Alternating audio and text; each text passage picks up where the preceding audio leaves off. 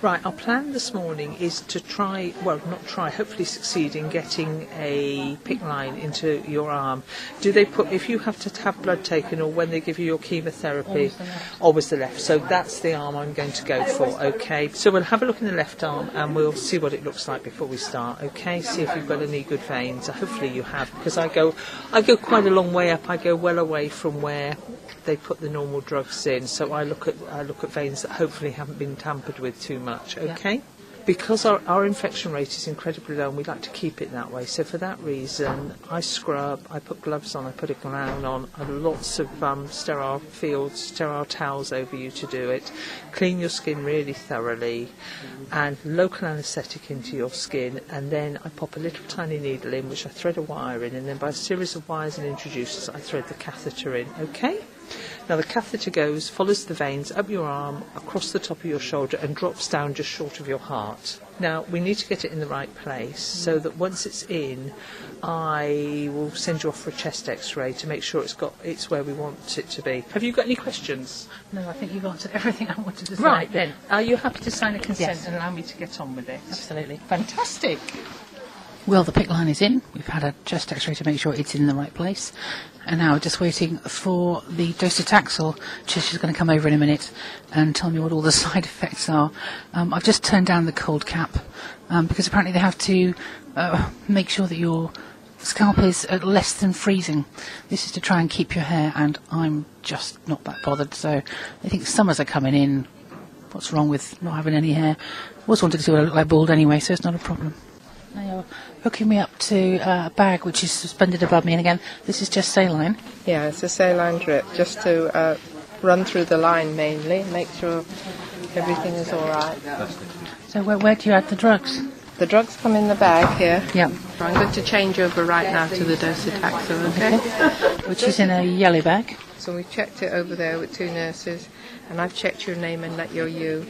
Now, the most important thing that we all go on about is the risk of infection. So what we want you to look out for is any signs of infection, any raised temperature, any stinging when you pass water, any coughing up, sputum, sore throats, diarrhea, vomiting, anything like that. Check your temperature, so you need a thermometer at home. So if your temperature is above 38 degrees, you need to ring us day or night. Now, we are going to give you a record book, and in the back of the book, maybe not yet, there's going to be some emergency, some emergency telephone numbers. Well, it's just gone 2 o'clock in the morning on Friday. About 10 hours since I've had chemo, and I spent a lot of yesterday afternoon, it's Thursday afternoon, bouncing around a bit like Tigger, thinking, I am going to be so well. The nurse said it was really encouraging that I didn't have an instant reaction to the chemo. I thought, right, that must mean this stuff is going to work. I'm watching my breathing. As you can hear, I'm slightly breathless. I've just been upstairs to powder my nose, and I've come downstairs and had to put some oxygen on, but calming down nicely. I thought, well, hey, this is the real stuff, isn't it? 2 o'clock in the morning, can't sleep, and it was about 3 or 4 hours ago. I was lying in bed thinking, I think I've got heartburn. Oh no, I haven't got heartburn. Actually, I don't feel well at all. Oh no, I really don't feel well. So I had to send husband scuttling off to find the big bag of goodies that they sent me home from the hospital. All the different sort of concoction of pills that they send you home with.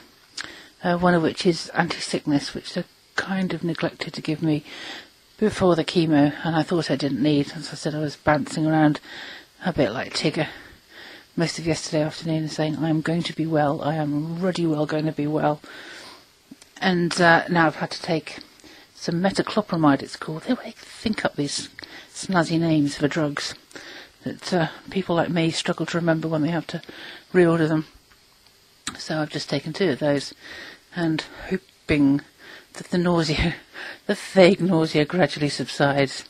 But hey, I put up with the BBC for years, so I'm sure I can cope with the rising nausea.